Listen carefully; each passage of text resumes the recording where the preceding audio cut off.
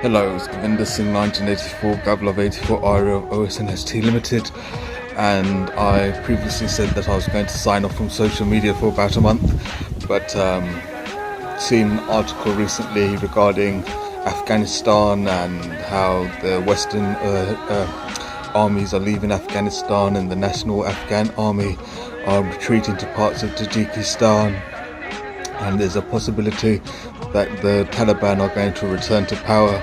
It's really saddened me. I feel very depressed about it. Yes, it's out of my control.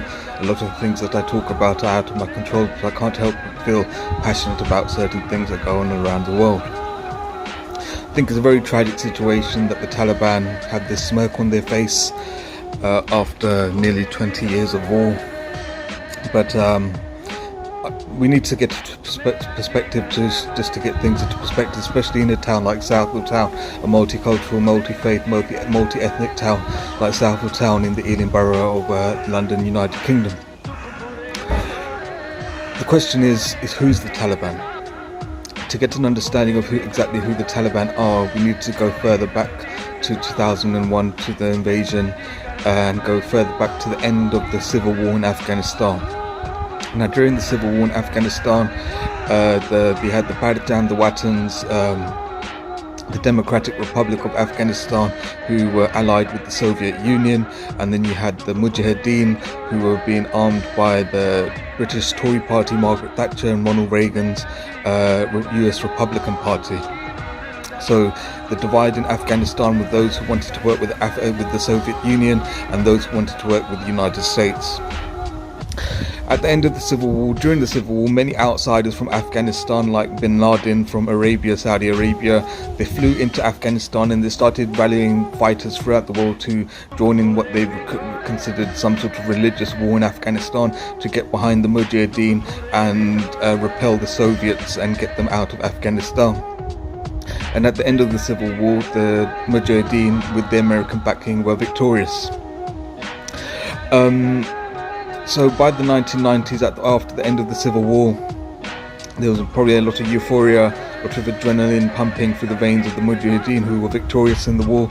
Me personally, I would have sided with the Democratic Republic of Afghanistan and the Soviet Union, but the question is who in the Soviet Union? Not the Stalinist, communist bastard wankers, but the Nikita Khrushchev of who wrote a secret speech in the 1950s denouncing dictator Stalin. So an anti-Stalin Soviet Union is who I'd be seeking help from.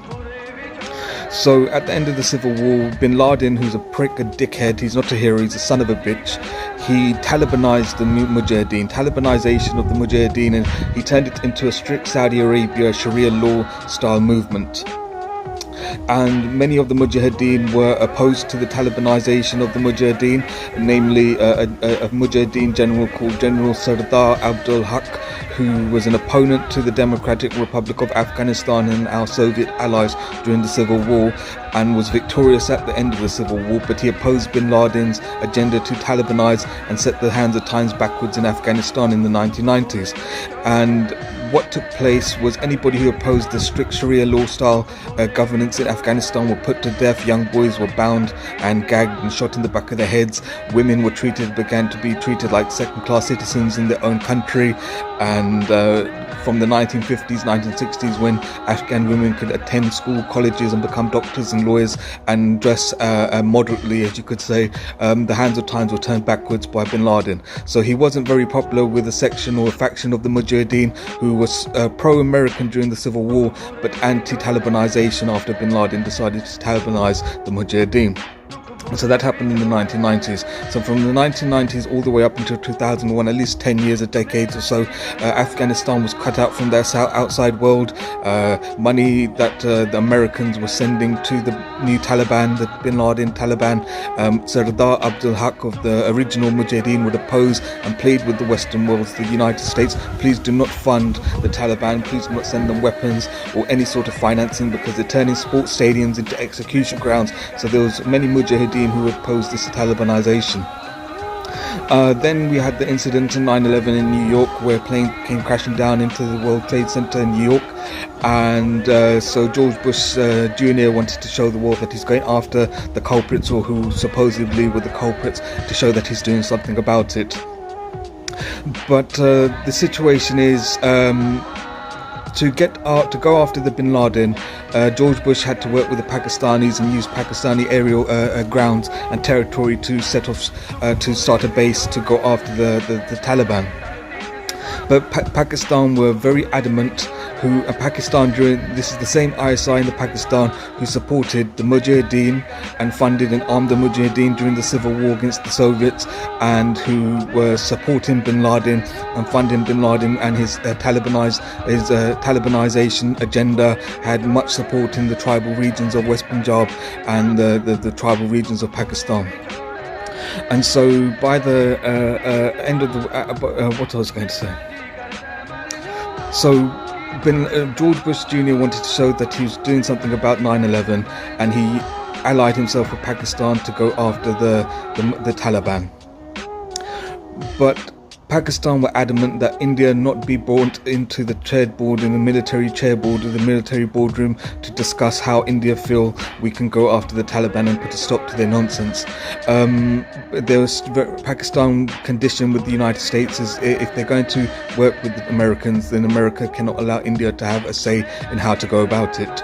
Now, it's very obvious to why Pakistan did not want India in the military boardroom after 9/11 to go after Bin Laden. You would have thought a super mega power army like India, who is used to the terrain in the mountainous regions, and the soldiers have training in these sort of hot countries, that they would have an input of how to go after the backwards Taliban.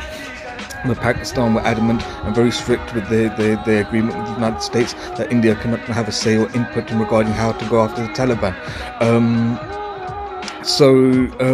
It's quite obvious why, because when the ISI Pakistanis during the civil war in the 1980s and 1990s were backing Bin Laden Talibanization agenda of the Mujahideen, it's a case of the Pakistanis said to the Americans, you give us the weapons, you give us the money, and we'll go after the Taliban. So who India would turn in and hand over the ISI Taliban Mujahideen, the Taliban sympathizers in Pakistan would turn a blind eye to. So they've been giving people the runaround and been taking people for mugs. Now, in no way am I condoning the US soldiers or the Australian soldiers or the British soldiers who breached the Geneva Convention in how they treated civilians and prisoners of war. I think that's unacceptable.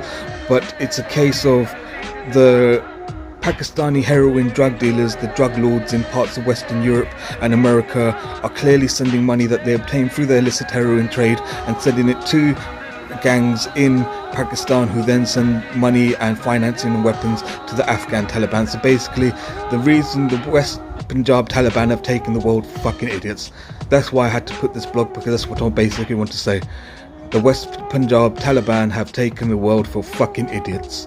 I feel so sorry for the Democratic Republic of Afghanistan, who once had a nation that was modern and trendy, but set backwards by hundreds of years due to idiots from outside of Afghanistan.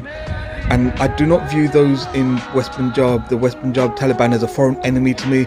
I do not view them as a foreign invader. I view them as my mothers, my fathers, my uncles, my aunties, who are raised in Abrahamic households due to forced conversions that took place centuries ago. But they really have Hindu blood, Buddhist blood, and Jain blood running through their veins. So I see them as my enslaved brothers and sisters who are being a fucking nuisance. But I really feel that India, if Afghanistan are going to be genocided for wanting a modern society, then India has to step up to the table and protect the National Democratic Republic of Afghanistan and protect the Pashtun Tahafaz movement and the Baluchistan to take out these nuisances. That's basically what it is. And when we take out the West Punjab Taliban and remove them from this world for being nuisances, we're removing our enslaved nuisance brothers and sisters who are being idiots, and we'll kiss them on the forehead after we put them to sleep, just to let them know the way they are behaving is not because of their own doing, but because what's been indoctrinated and drilled to their head since their childhood, that the way they're behaving is something acceptable and something good, when we truly know that the way they are behaving is unacceptable. So that's Govlove 84 Aria of OSNST. The heavens are opening up, it's beginning to rain now. I really hope the National Democratic Republic of Afghanistan get the much needed support they need from countries like the Rashtriya Lok Dal, Bahujan Samaj and Aam Aadmi Party in India. So that's Kavlav 84 R of OSNST. Peace.